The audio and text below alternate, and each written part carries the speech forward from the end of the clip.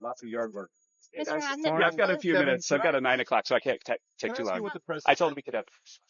Yeah. Can I ask you what the president meant when he said that he'll be watching Walmart? What's the message to corporate America there? Well, I think that the tariff policy has been very successful in the sense that we've raised 20 billion in revenue last month, and the consumer price index went down. Inflation actually got closer to target. But depending on supply and demand elasticities for each product, I guess the answer could go one way or the other. One thing we're highly confident in is that real wages are going to grow, and so the people going to Walmart are going to have a lot more money in their pockets. In fact, we have a new study out from the Council of Economic Advisors that highlights just how much real wage growth there's going to be because of these policies. And so there's some uncertainty. We're going to watch it very, very closely about how this ends over the next 2 or 3 months when the tariff rates get set. But also don't forget, it's not a measure of inflation. That to the extent there was a price change, that it's just a one-time level adjust based on whatever the incidence of the tariff is. What's the outlook of the economy right now in the U.S.? I'm sorry, you were the next. And then, yeah, just how closely is the White House watching the bond market this morning when we saw the 30? Well, yeah, I think that American bonds are the best buy in the world, and they're going to be even better buy once all of our policies are in place. And this downgrade is something that happened because of the runaway spending of the previous administration. They were the last agency to move, and I don't think it should be a surprise to markets. And very quickly on reconciliation, would the White House support moving up the work requirements when it comes to Medicaid? We support what it takes to get the bill through. I'll let you go. I'll try to get to everybody. Right in the U.S. Excuse me, please. What's the health of the economy right now in the U.S.?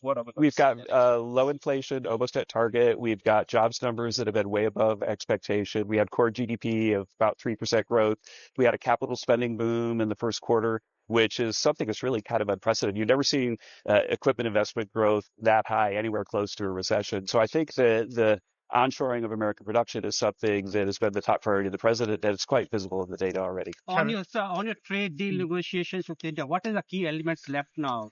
Oh, I have to leave that to the negotiators, so I'm not negotiating with India. The president was going to announce trade deals when he returned from his trip. Can you offer a preview of what countries are close to getting? I'm sure the president has lots of stuff on his desk, and he's going to decide what's good enough and what's not. We'll find out this week which deals he wants to announce. You told us even before Liberation Day that you had 15 countries that were on the brink of making a deal. Yeah. It's been nearly 2 months, and you've had one deal. So what is the holdup? No, there's been a whole bunch of deals, but sorry, with what country? Well, I mean, so you don't think that the deal with China counts as a deal, or the deal with the UK? We've got like a agreement in principle with India, but anyway, there are everybody. You can talk to Jameson Greer, Scott Bessent, Howard Luck. Everybody has seen awesome deals that are on the table, but last week we were in the Middle East cutting trillions of dollars of deals with our Middle Eastern friends, and now we're closing the trade deals. No, I understand.